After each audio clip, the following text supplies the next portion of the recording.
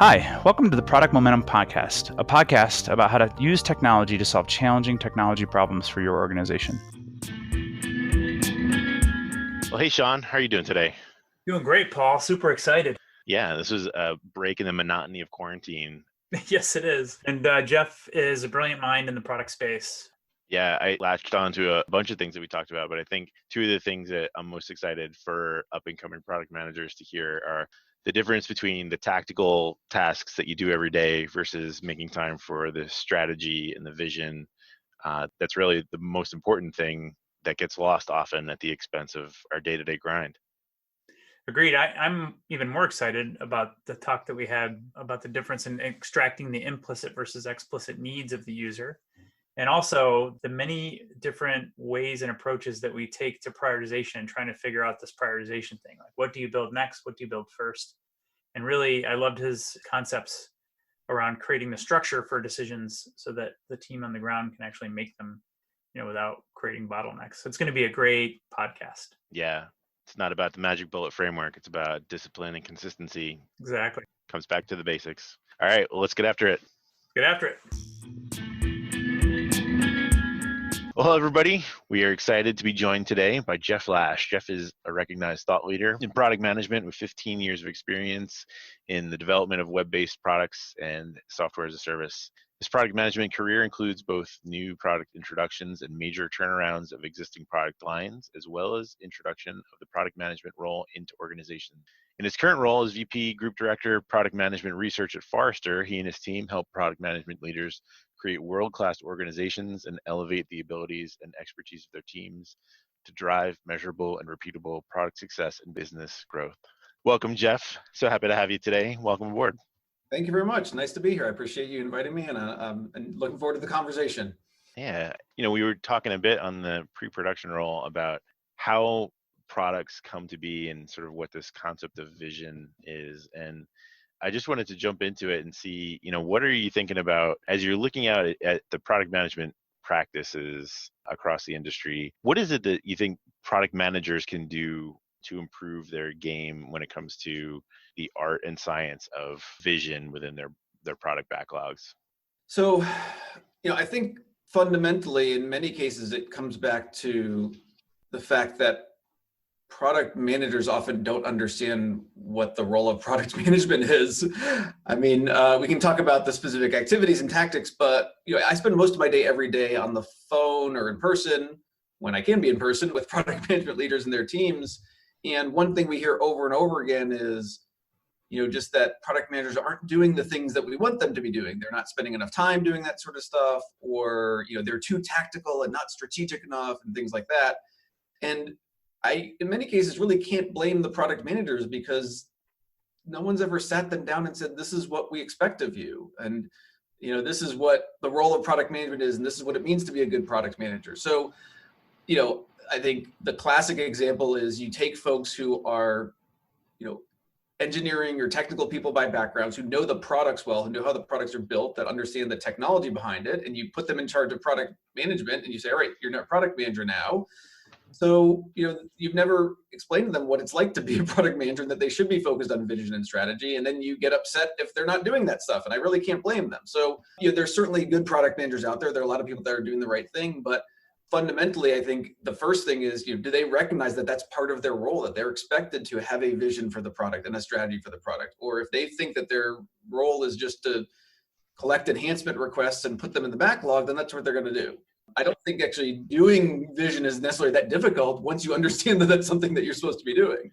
Exactly. I view my voice on this podcast as, what are the up and coming product managers supposed to be thinking about, and how can they improve their practice? And one of the things that I run into in my client and product conversations is exactly that. We get very, very good at the tactical. We get very good at product backlog prioritization and user story writing. And it's very difficult to come up into those longer time horizons of the actual business level strategy sessions that happen once or twice a year, as opposed to once or twice a month. And those kind of things are hard to separate out from the day-to-day if you don't make time deliberately. Mm-hmm.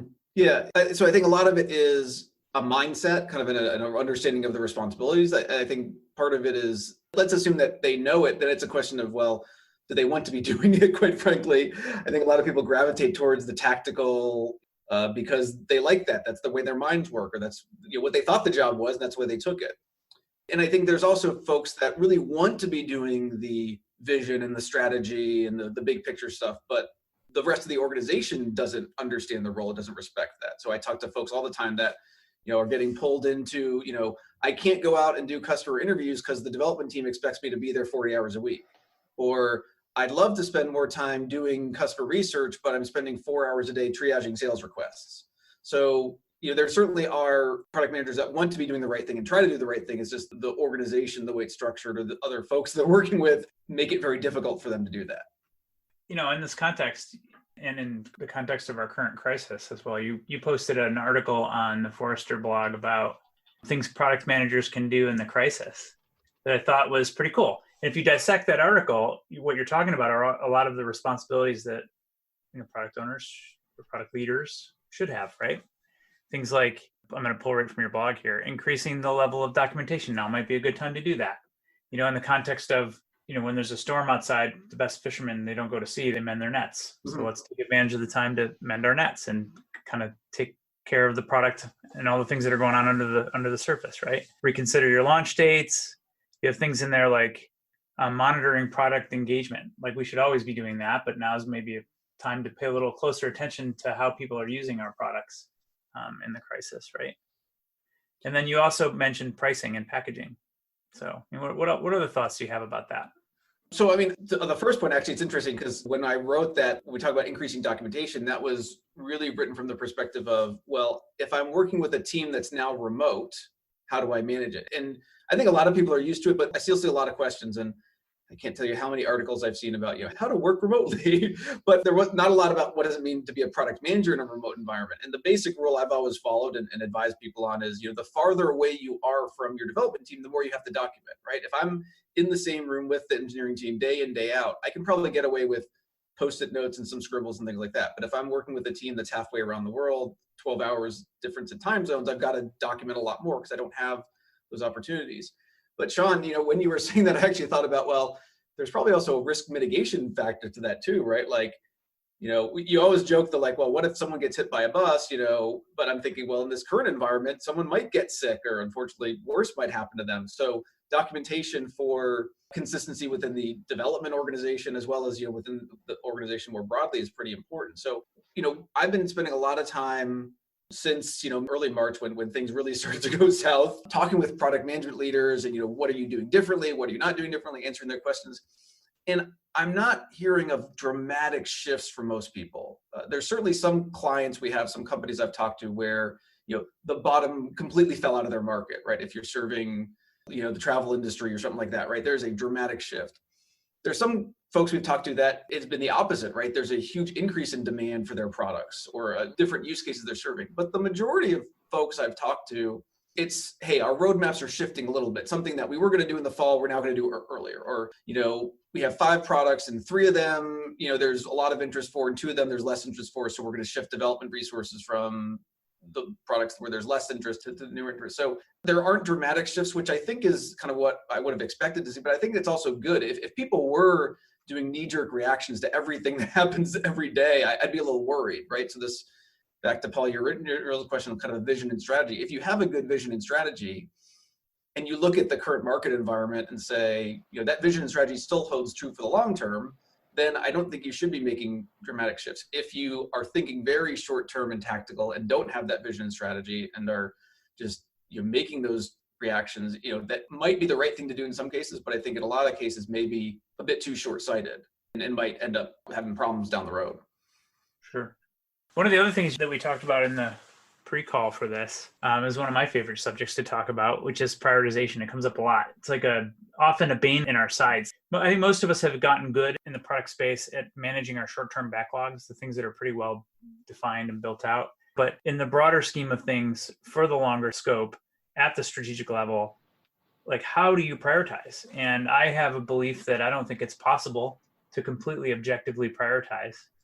And you had thought about challenging that. I'd like to hear your thoughts about that. maybe to your chagrin, I'm not going to disagree with you as completely as you thought I would. I would say you can never completely objectively prioritize, but you have to make an attempt to. Yeah, of course. Yeah. When we think about prioritization, we kind of think about it almost in three levels, maybe four, but three. So let's start with the most granular, like you said, like what feature am I going to work on next, or what specific functionality, right? In an agile environment, that's your sprint planning, that's your backlog, right? Which story am I going to work on? And our view on that is that if you're thinking about prioritizing from sprint to sprint, it really doesn't matter too much. What matters is the release, right? If I'm doing 5 sprints and then releasing, it really doesn't matter whether I get something done in sprint 1 or sprint 5, as long as it's in the release, because ultimately it's about, what's most important to customers. If you're releasing every sprint, it's different. But if I get this specific story done this sprint versus next sprint is oftentimes more of an engineering or resource question than a product management question. So then we take a step back and say, okay, let's talk about the release level. And so prioritizing at the release level, that's where we think of this as like enhancement prioritization. So those broader capabilities. Our view there is that, yeah, there's going to be some subjectivity to it, but you want to try to make it as objective a process as possible. And we have a Serious Decisions product enhancement prioritization framework we've built. In my prior career as a practitioner, I've built these frameworks. Most product managers have built one at some point. Right. You can always, argue about which framework is the right and does it have the right criteria and the right weighting and things like that. And I don't think there's one perfect formula. I mean, the one we built that we use with clients, we like it a lot. We think it's good.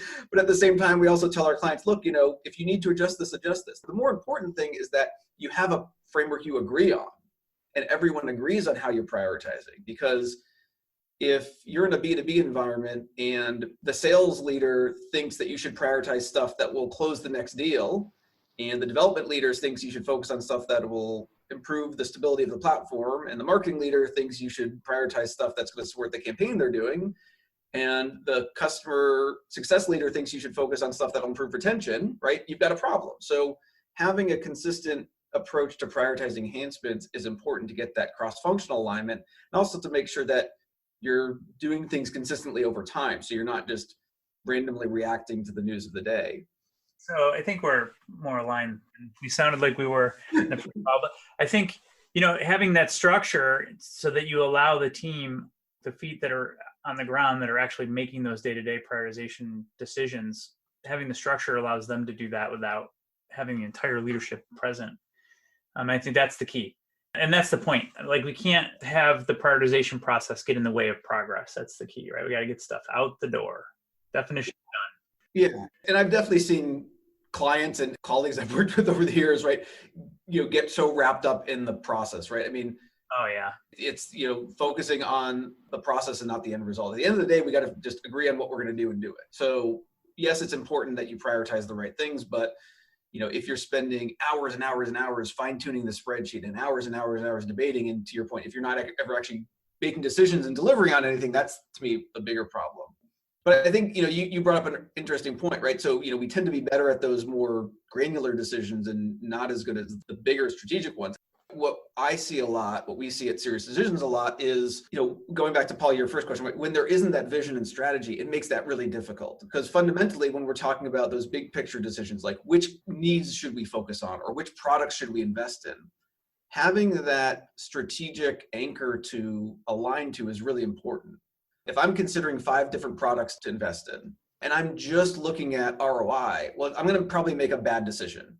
Because ROI is a guess, right? We're guessing at what we think the financials will be. Until we put it in market, we have no idea what the ROI will be. Exactly. Yes. What I like to say is our projections are going to be wrong. It's like flipping a coin and having that coin land on its side. Like, well, it's technically possible. It's really never going to happen, right? Like, your projections will either be high or low. I can guarantee one of those. Yeah. So, financial impact is important, but also, there are things that might appear slightly better than another thing from a financial perspective, but don't align with the company's strategy, or don't align with the target markets we want to focus on, or don't align with the buyer persona. So maybe there's a great opportunity. Let's imagine we sell into the IT department and we've got a great new idea for a new product, but that product would be bought by the marketing department. And maybe there's a huge market opportunity there. And maybe, the market size is huge and there's no competition, but we have no brand recognition within marketing, and we don't have a sales force that's comfortable selling to marketing. We don't have a database of potential prospects, right? So all these considerations are important. And I think a lot of time product folks take a very myopic view of, let's prioritize based on we think there's a total addressable market we can go after. I like to think about it. They think about the opportunity and not the feasibility. They think about, well, there's this big pie, and if we can just get 1% of that pie, one slice of the pie, we can all retire tomorrow. And my question is always, well, how are you going to get that one slice of the pie, right? And is that the right pie to be going after? So I think, when we talk about prioritization there, again, it is going to be a subjective exercise, but we've got some frameworks we've built, and what we generally guide people on is you want to try to make it as objective as possible. So, like, for example, market sizes are always estimates. So saying that, business case A is better than business case B because business case A has a market size of 70 million and business case B has a market size of 65 million, we could be off, right? Those numbers could be switched. But saying, look, those things are kind of similar compared to a market size of 500 million, right? Like we can probably say those are comparatively different. So when we guide people to this, we always do it relative, right? It's not about getting the number exactly right, but this new idea relative to another idea, how does it compare? Which one better aligns with strategy? Are there noticeable differences in market size? Is there a notable price premium that we could get, or major differences in how competitive the market are? And I think that's when I talk about taking the subjective and trying to make it objective. I think that's what we generally guide people on. Yeah, so I think what we're talking about is sort of this catch-22 in product managers do also need to be general managers in a sense. We are sort of a commercially minded business owner within the business, right? We are running our products like a business. We don't often talk about it in that language, but I think when we do peel back the onion a bit, we are looking at each decision that we make from a commercial mindset, from a platform of, we do have to incorporate the marketing, the sales, the new feature release, and the new roadmap that we want to get out the door. But we do need to take into account ROI and the estimates that we need to think about. And I think that product managers who have that ability to keep the voice of the customer, the empathy, the vision, the strategy in a box, as well as the P&L side of the house, and keep these two things in sort of a dynamic tension, are the product managers that are able to make the best decisions. Yeah. And there's also that concept of cost, right? We know how important, and all the models have that. All the models I've ever seen also include some aspect of how long is it going to take us to get this feature built and how much is it going to cost to actually deploy this thing, because there's a trade-off between how fast can I get an ROI on that, how much is it going to take to build it. And that's another whole dimension to prioritization that we all know is never right? So it's an art form to figure out how do you prioritize well. And I think that's part of the art of product leadership, in my opinion. Yeah, if we're going to prioritize based on ROI, that means we need to have two things right that are both highly variable. We need to, be fairly accurate with our revenue expectations and fairly accurate with our cost expectations. And if we have bad track records on both of those, then we have a very, very low level of confidence in terms of, do we have the numbers right? Yeah, and we all also know in the software space, you have to start with the user. There's this deep balance that we have to strike between what the user wants and cares about, what the business needs, and how much it's going to cost. I'm thinking of a product management meme that was released recently with a bunch of bananas that was sold all in the same ripeness versus one that's packaged with successive degrees of ripeness from green to yellow, so that the user will have a perfectly ripe banana on every day of the week. Brilliant. Yeah, it's packaging and pricing, right? So Sean, you mentioned something really interesting, and maybe this is my opportunity to disagree with you more than we were expecting. So I agree the users are important, but where I quite frankly find a lot of product managers getting in trouble is they only think about the user. And so Paul, this gets back to your comment. Our definition of product management is that product management is responsible for the overall commercial success, right? So, call it a general manager, call it the CEO, whatever, we use the metaphor of an orchestra conductor, right? You're kind of trying to get all these different musicians, all these different people who have different specialties to play together in harmony and make the whole greater than the sum of the parts. But the idea that product managers are not responsible for figuring out the right features or making sure the features get delivered, but they're responsible for the overall commercial success. And I'll just give you one example of a typical sort of problem we see. So yes, focusing on the users is great, and we want to make sure users are happy and users are engaged. But users don't buy in many cases. Now, in many cases they do, but in many cases they don't buy. So let's imagine, a typical scenario we see is you're selling into small businesses, and it's an e-commerce sale, and so we create a product that users love, and therefore users put it on their credit card, or they sign up for a free trial and they love it and they use it. And then you say, great, we've got small businesses, now we want to go after enterprises. Well, in enterprises, right, it's changing a bit, but still in many cases, if you want to get the enterprise to buy, it's not just the users, right? You've got a C-level executive, you've got someone in finance, you've got someone in procurement, you've got someone in IT security, right? So features that are not important to users, like security or the ability to pay through an invoice or 128-bit encryption, blah, blah, blah, right? There are other personas besides the user whose needs you need to meet, right? So procurement will never use the product, but if you can't get their sign off, you're not going to sell it. And this is something I hear a lot from product management leaders is that the product managers only focus on the users, or on the flip side, they only focus on the decision makers and don't think about the users. But really understanding the broad range of user personas as well as buyer personas that are involved, and making sure that their needs are understood and that we can meet their needs through the buying process, which is usually more what marketing's focused on, and then also making sure that the product has the capabilities to address those needs as well. Awesome. I think if you don't find the right balance, you're doomed. And what you've introduced is this concept of other personas that you also have to balance in your prioritization process. Yeah. The best products have found the right balance between the people that they solve problems for and the problems that they solve. And the intersection of those two things, the people you solve problems for, the problems that you solve, is what makes your product strategically unique in the market. That is the definition of vision, which is at the core of all strategy, in my opinion. And I think there's ways to factor that into a prioritization approach, right? So like with our enhancement prioritization framework, we have a bunch of different financial factors that we recommend including. And just at a most basic level, it's, there are things that will get you incremental revenue and there are things that will have a retention impact, right? So incremental revenue is, if we add this feature, someone who wouldn't have otherwise bought will buy. Or if we add this feature, we can charge more for it and therefore make more money. And then there's retention impact, which is, if we don't do this, someone's going to leave us that we don't want to lose, right? So when we think about that, we tie that back to the personas, right? In many cases, retention is going to be more about users, keeping users happy. Not always, but in many cases, it's more about, if we can get users engaged and they're using it and they see value, then that often leads to a retention improvement. Whereas incremental revenue is often focusing on, well, what are the things that are preventing people from buying? So as I think about prioritization, I was talking with a company and their renewal rates were horrible, like really, really horrible. So, in their prioritization framework, they should probably really overweight retention impact, right? Why are the reasons that people are leaving us? Obviously, you've done a good job selling them because they're buying the product, but then once they start using it, for whatever reason, they don't like it. So you got to figure out what's wrong and focus there versus if your retention rates are already high, but you have pretty small market share, then it's about, well, how do we broaden our market share and other market segments, other personas we need to go after? Yeah. And, what are the barriers to getting us incremental revenue there? And how do we prioritize those things about removing those barriers?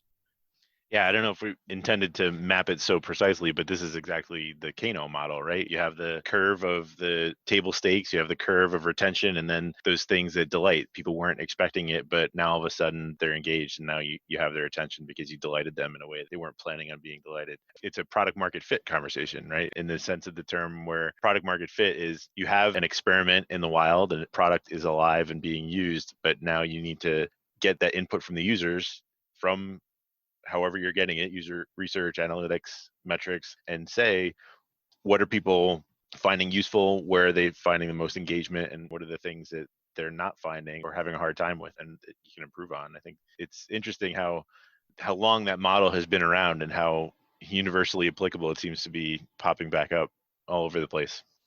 Yeah, I think there's similarities. I think in some respects that there's some more dimensions that the Kano model doesn't necessarily reflect, but I think fundamentally it's the right idea. It reminds me of a product I worked on years ago. I took over a product that was struggling, and I looked at the things that were on the roadmap, and they were all these, kind of more those surprise and delight type things, which is great, but there were some really just basic fundamental table stakes, and I'm like, why have we not worked on this? And it's like, oh, well, because it's really difficult, and the developers don't like working on it, and it's going to take a long time, and our technology backend doesn't support it. And it's like, then do it. Like, we're not going to have a business around if we don't do it. So I think that happens a lot where there's some basic fundamental things that people either don't want to do or don't understand what those fundamentals are, or that they're kind of constantly playing catch up, right? So if you have a lot of technical debt, if you have a lot of table stake stuff that does not exist in your product and you can't ever catch up to the point where you can work on that stuff, then you're always in this game of trying to plug the holes so more water doesn't come into the boat. Right. I want to pull on something you said earlier. You introduced a whole nother dimension, like for the user versus what the business needs now. And I think it's this dimension of long-term versus short-term thinking. And, it kind of applies to the Kano model as well. Like there's all of those things in the Kano model now, and there's all those things in the Kano model over a longer time horizon. And you have to balance those things as well in any sort of real product that has any longevity in the world, right? Yeah, and I think this gets back to kind of having a strategy for dealing with that. I can't say like, oh my gosh, there's one right way of doing this, but I can say there's probably some wrong ways of doing it, right? The wrong ways are, changing your mind and your approach every day or every week or every month. So where I've seen product teams kind of get this right is having a strategy. So, for one example is we say, look, we're going to focus a certain percent of our resources on certain buckets, right? So 10% is on keeping the lights on, 20% is kind of supporting the core, and then 70% is new stuff, or devoting a certain percent to sales requests. So specific things that are requests from sales that really are only to address one customer's needs or a small set of customers' needs. We allocate a certain set of resources for that, and we kind of block that off so that the way they don't take up 100% of our resources, and then we can work on some of those longer term things. One technique that I've personally found really helpful is just to tie back to those themes and strategies. So I worked on a major product relaunch years ago where we kind of boiled it down to, okay, we're going to relaunch this product, and there's 5 key things we're focused on. And not like 5 features, but kind of 5 guiding principles, kind of 5 areas of focus. And I got agreement from sales and marketing and development and executive leadership and everything that these are the 5 areas to focus on. And that was really helpful because then whenever a new request would come in, we could kind of bounce it off those ideas and say, look, does this help us support one of these 5 ideas or objectives? And if the answer was yes, we say, great, let's put it in the backlog, we'll consider it. If the answer is no, we say, look, interesting idea, but we're not going to even focus on it for now. And just that level of kind of screening really saved us a lot of time and frustration. And it also signaled to the rest of the organization what our priorities were. So we, quite frankly, weren't getting a lot of requests that didn't fit in those 5 categories. And that kind of general approach of, some people call it like a theme-based roadmap, some people call it kind of strategic priorities. But I mean, Sean, to your point, right, you could say, look, for the next 6 months, we're focused on responding to challenges that our customers are having in this current market crisis, right? Like we are willing to devote all our resources for that. So we're going to focus on that. Or, we don't want to focus all our resources on that. We want to make sure that 80% of our resources are focused on these other strategic priorities, and agreeing on what that balance should be. Sure. Yeah, it might be just as simple as to call it having a mantra, having a banner that your team is flying under, so that all teams might have a different vector that they're coming from. The product enhancement from the sales might have a different entry point. The team that's coming from the keeping the lights on, but they're all pointed at the same goal in the long run. I think that's a great summary. I think the consistency is sort of the elephant in the room. There are tons of frameworks that you can use, tons of variations of Scrum, Agile, pretty much everybody has adopted in some way, shape, or form. But as you mentioned, if you're changing your approach on a sprint by sprint basis, then you're never going to have that proactive, over the horizon thinking that you need to apply this strategically. That consistency is the winner, not the magical framework.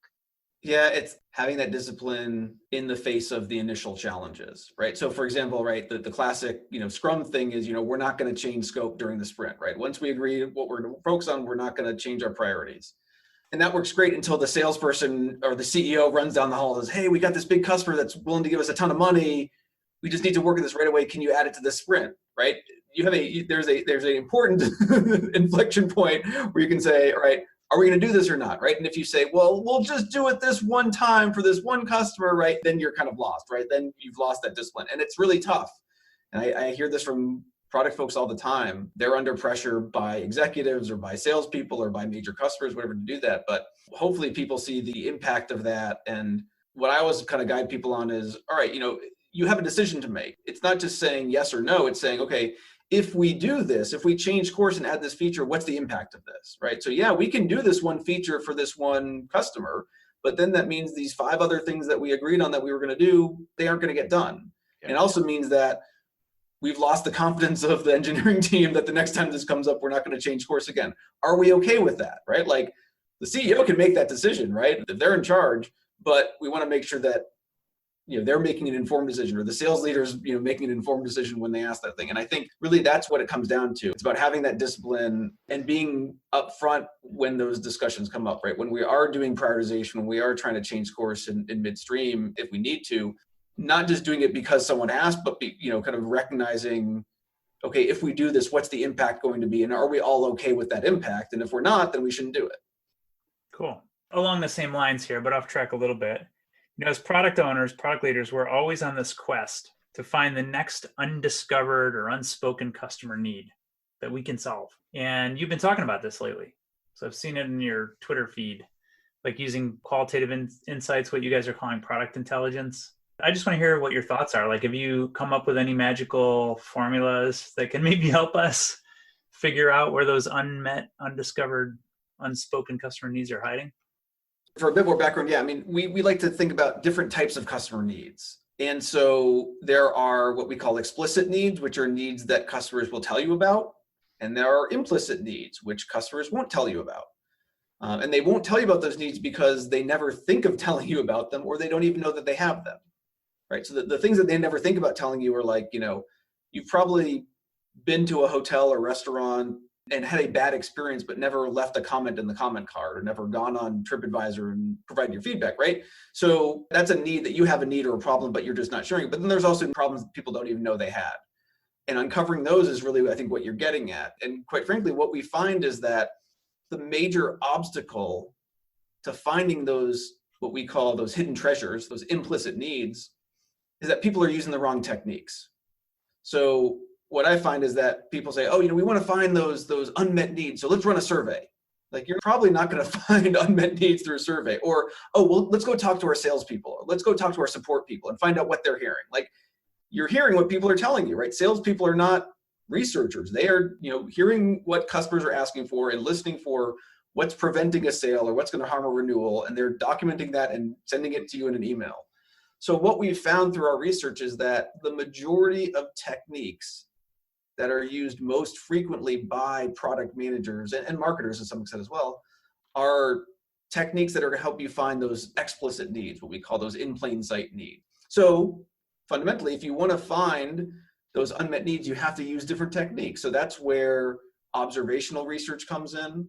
That's where data mining comes in. That's where some of these product intelligence type tools can come in to help you uncover, what are needs or problems or behaviors that people have that they're not going to tell you about. There's no magic silver bullet to do that, but I think you have a much, much, much better chance of finding that stuff if you're using the right techniques.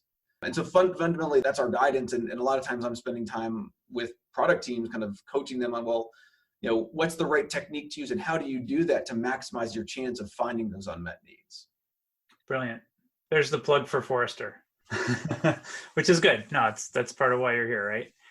It reminds me of a quote from Margaret Mead, the famous anthropologist. Yep. What people say, what people do, and what people say they will do are entirely different things. So if it was that easy to go out and survey our customers, everybody would be doing the same thing. Yeah. So you need help, basically.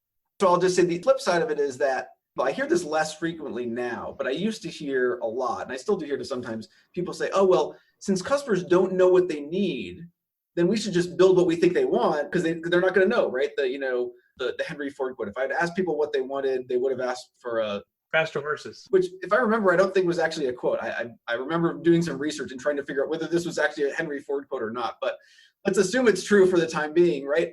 I think people use that then to justify, oh, well, since people don't know what they want, then we don't have to do research, which I think is, again, gets back to, we're not asking them what do they want a car, we're asking them what their goals are and what their needs are, right? The need is not, I need a car or I need software. The need is, I want to get to work faster. I want a way to take my kids to school, right? I want to be safe, right? It's about understanding what those fundamental needs are.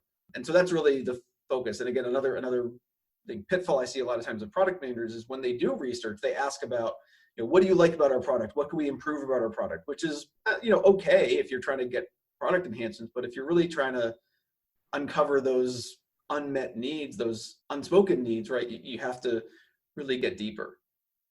Yeah. So we got two last quick questions for you just to close out our time together today. And the first one actually ties into one of your top 4 product management leadership priorities for 2020, and that is improving the product innovation and management process. So because that word is so often used and so seldom defined, how would you define product innovation or innovation specifically?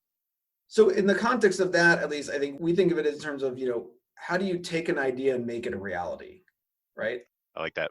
Innovation and invention, whatever you want to call it, right? There's usually a spark, right? So there's an idea that comes from customer research, or there's an idea that comes from a specific salesperson, or idea that comes from an executive, right? The idea germinates somewhere, and then it's about, right, well, then how do we take that idea and then assess it and validate it and form it and shape it? And usually the idea that you start with is very different than the idea that you end up, kind of bringing to market. But when we talk about the innovation and life cycle process, or, we're kind of now starting to call it like the commercialization process as well. It's really about how do you take an idea and turn it into something that's actually in the market, whether it's a new product or a new service, or whether it's improvements to an existing offering.